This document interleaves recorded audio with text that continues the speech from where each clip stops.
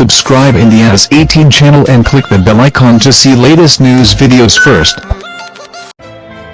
अफगानिस्तान की राजधानी काबुल पर कब्जा करने के बाद तालिबान के हौसले बुलंद हैं, लेकिन हजारों तालिबान लड़ाकों में से एक काबुल में मौजूद 22 साल के एजानुल्लाह ने ऐसा नजारा इससे पहले कभी नहीं देखा था। काबुल में पक्की सड़कें और ऊंचे ऊंचे अपार्टमेंट बन गए हैं। ऊंची ऊंची इमारतों में शीशे के दफ्तर और शॉपिंग मॉल्स इस लड़ाके को हैरत में डाल रहे हैं।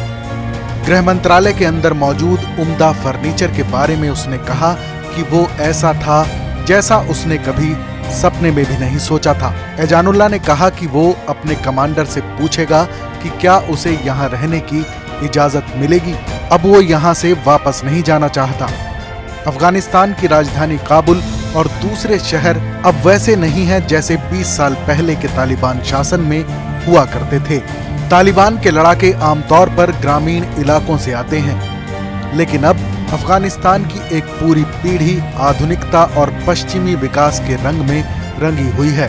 बहुत से लोगों को डर है कि इतने सालों में जो हासिल किया है वो तालिबान के वापस आने के बाद कहीं फिर से न खो जाए।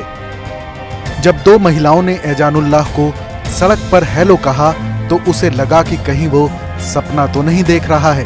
उसने कहा, महिलाएं बोलीं कि वो हमसे डरती थीं और सोचती थीं कि हम डरावने हैं, लेकिन मैंने उनसे कहा कि तुम मेरी बहनों की तरह हो और हम तुम्हें स्कूल जाने देंगे, शिक्षा लेने देंगे और सुरक्षा देंगे।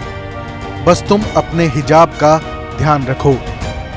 तालिबान सचमुच बदल गया है या नहीं, ये कहना फिलहाल मुश्किल है, लेकिन ये वो देश नहीं है जिस पर तालिबान ने गृहयुद्ध के 4 साल बाद 1996 में कब्जा किया था।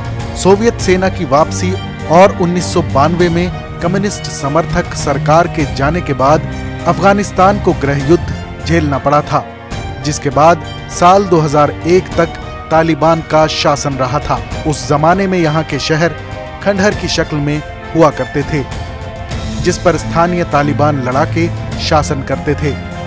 ज्यादातर अफगान टूटी फूटी सड़कों, साइकिल या पीली टैक्सी में चला करते थे। पूरे देश में उस समय सिर्फ एक कंप्यूटर था जो तालिबान के नेता मुल्ला मोहम्मद उमर के पास हुआ करता था। मजे की बात यह थी कि उसे कंप्यूटर चालू करना तक नहीं आता था। साल 2001 में तालिबान का शासन खत्म होने और इस साल फिर से बहाल होने के बीच अफगानिस्तान में काफी बदलाव आ चुका है। इस खबर पर अपनी राय जरूर बताएं।